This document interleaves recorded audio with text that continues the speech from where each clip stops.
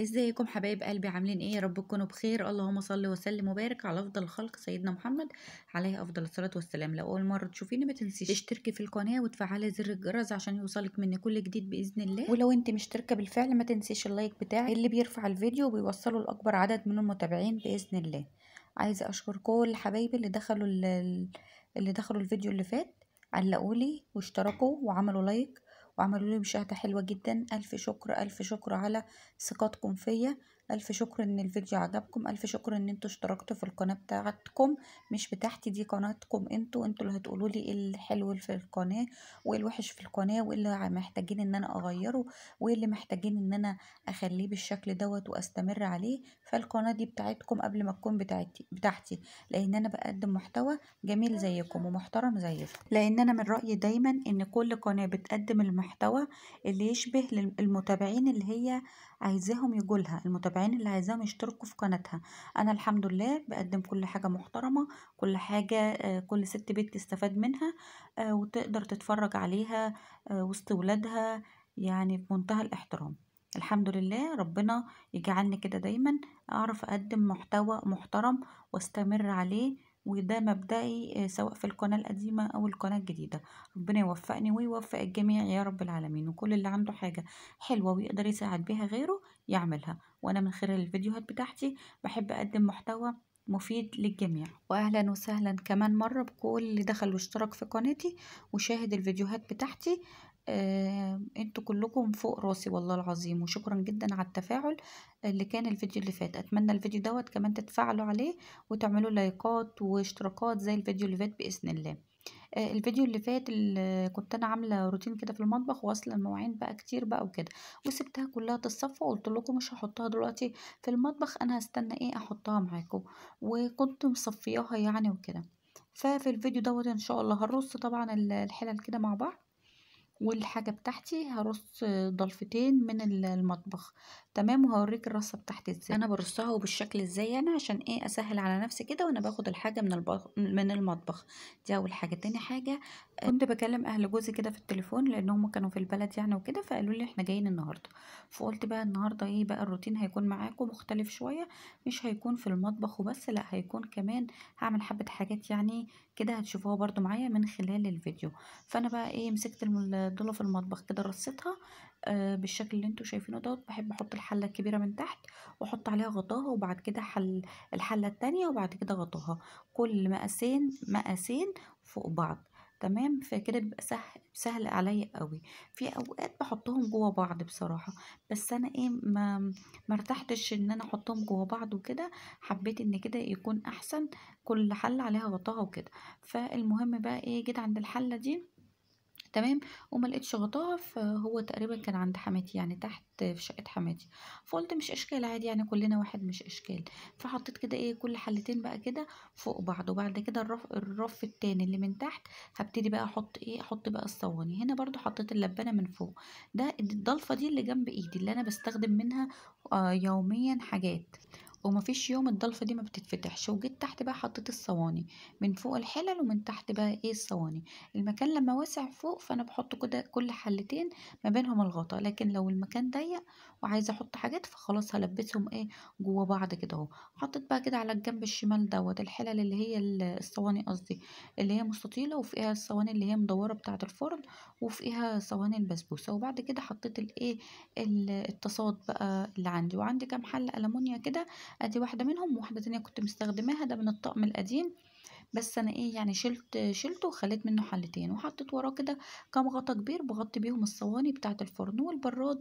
وظبطت الضلفه دي حطيت فيها الاستانلس والالومنيا كلها بتاعتي، والضلفة التانية اللي جنبها ابتديت بقى احط فيها البلاستيكات، يبقى هنا البلاستيكات وهنا الاستانلس والألمونيا، كده نظام احلى بكتير قوي قوي ما احط الحاجة كلها مع بعض. بحط اطباق البلاستيك كلها جوه بعض، ولازم اكون مصفية طبعا المواعين كلها. باحط إيه بقى الأطباق البلاستيك كده جوّه بعض اللي هي المدوّرة، والمستطيلة جوّه بعض، يعني الحمرا دي المصفى الحمرا دي 2 جوّه بعض أصلًا، 2 جوّه بعض، وعلب التلاجة كده بالبّس كل طقم جوّه بعضه وباحطه على جنب، علب التلاجة باستخدمها دايمًا عشان خاطر الأكل اللي في الحلة باحطه في علبة تلاجة واحطه إيه في التلاجة، وجنبيها كده الكوز أو الشفشق ده اللي باحتاجه برضه على طول. كده أنا بقى عملت إيه، نظّمت الدنيا خالص كده أهو، وحطيت كمان بتاع التوم دوّة، وهنا الرف اللي من تحت حطيت بقى الحاجات اللي ما باستخدمهاش كتير، مثلًا اللانش بوكس بتاع الولاد والأزايز والبتاع بتاع المَيّة السخنة دوّة، وحطيت بقى البرطمانات اللي باخلّل فيها، والعلب بتاعة التلاجة وبتاعة الرز الكبيرة، حطيت بقى من تحت إيه الحاجات اللي ما باستخدمهاش كتير. خلّصت كده أهو وقُلت بقى أعمل للولاد فطار، عملت فطار خفيف يعني، بعتّ بنتي جابت طعمية عجينة، ما حبيناش يعني ناكل فول، وعملت بيض أومليت كده أهو وطماطم وخيار كده طرنشات وايه، وقمرت عيش كده وقلنا ناكل اكل خفيف. الولاد هم كانوا عايزين ياكلوا بيض، وانا كان نفسي بصراحة جدا جدا في طعمية تكون مقلية وسخنة. تمام، خلصت كده وبعد كده ايه، نزلت السوق جبت طلبات انا كنت عايزاها من تحت، بس بصراحة ما صورتهاش معاكم. وبعد كده بقى قلت ايه ادخل اشوف اللي ورايا عشان خلاص بقى اهل جوزي جايين من البلد وكده، فلازم ايه اظبط الدنيا. عملت ايه، طلعت بقى كده، دي كانت قدامي يعني شقة سلفتي وكده في عصافير في القفص، احنا حاطين القفص بره كده على السلم عشان خاطر البهدله وكده. فايه بقى، مسكت كده المقشه قلت يلا بقى اكنس كده الطرقه.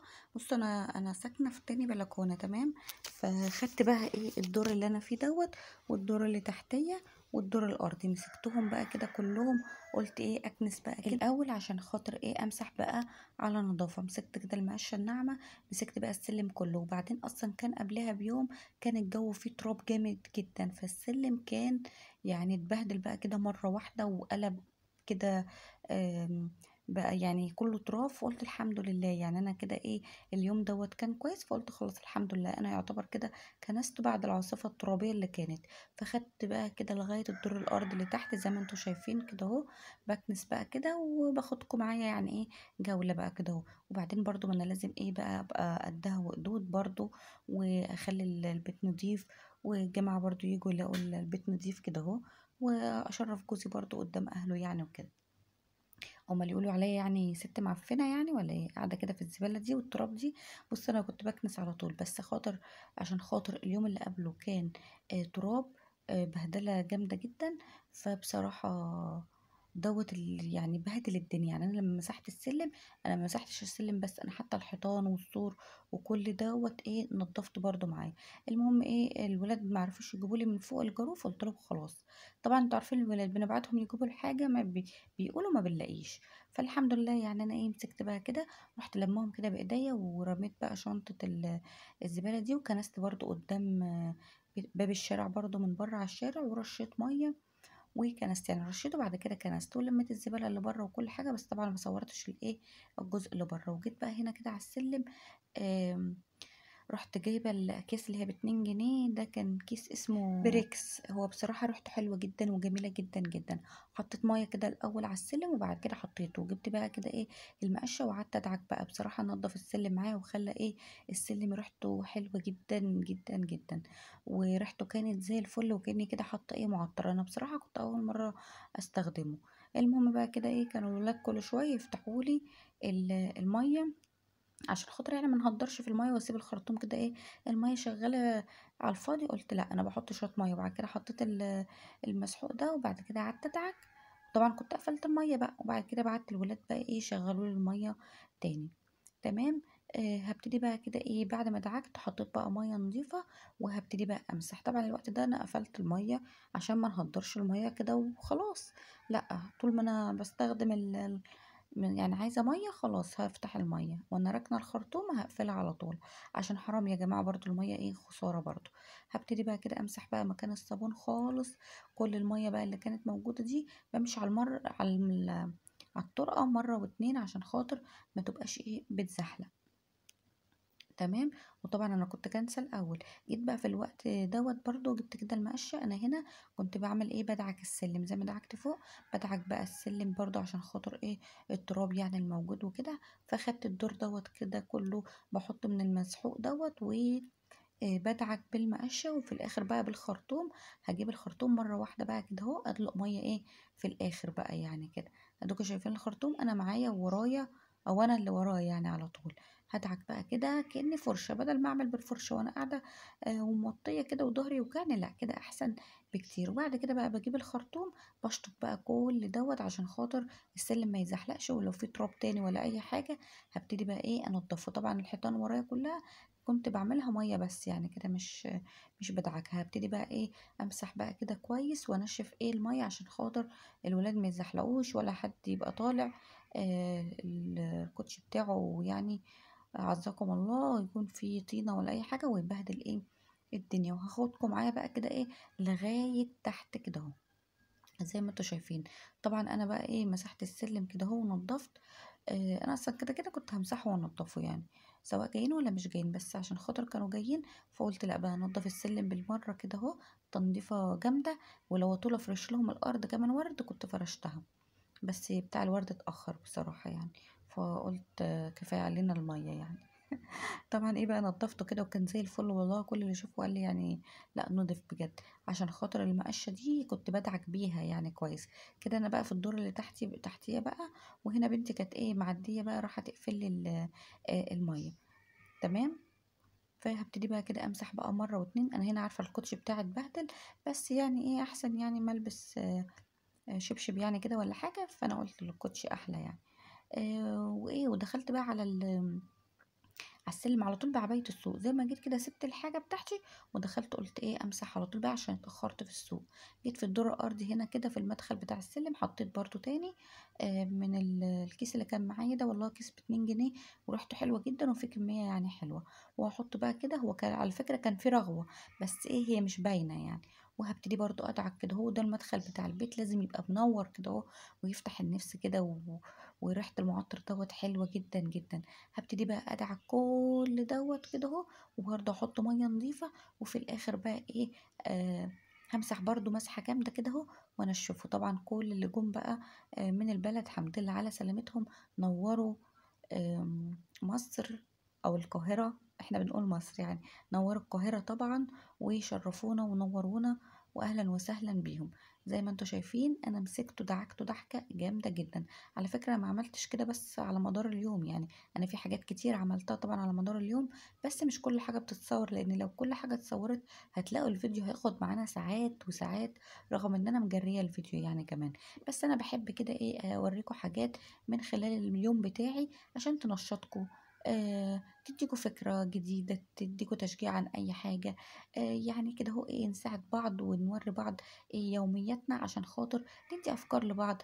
مثلا زهقانة كده وكسلانة، تشوفي حاجة تقومي كده تتشجعي وتعمليها. وكلنا ستات بيوت شاطرين طبعا وبنعرف نعمل كل حاجة، بس لازم كده حبة تشجيع. انا نفسي لما بشوف فيديوهاتي او فيديوهات اي حد على اليوتيوب بتشجع والله، وبقوم بقى كده وبشتغل في بيتي. هو الكسل دوت عند اي حد، بس محتاجين كده زقة صغيرة. طبعا ولادي كانوا كل شوية عايزين يمسحوا معايا وانا قلت لهم لا، عشان خاطر انتوا عارفين الولاد بتطول قوي بقى وهتبهدل الدنيا. المهم كده خلصت وخليته زي الفل، وطلعت كده طلعت كيس لبن من الفريزر وحطيته في اللبانه الستانلس دي، وعشان خاطر ما يتحرقش وطيله بس كده خالص عشان خاطر يغلي معاكي وما يتحرقش من تحت ويبقى زي الفل. انا غليت بس لبن قلت عشان خاطر لو حد جه محتاج كوبايه لبن يلاقيها فيهم. اللي خد له بس كده كوبايه لبن وصباح فينو، وفيهم كتير اللي مرضيش يعني يتعشى وكده عشان خاطر الطريق والمسافه والتعب يعني من العربيه والطريق. والحمد لله على سلامتهم، الحمد لله انهم وصلوا بألف سلامة. طبعا عملت حاجات كتير بقى في شقتي بس ما صورتش معاكم. يلا، واتمنى الفيديو لو عجبك ما تنسيش بالاشتراك في القناة ولايك للفيديو.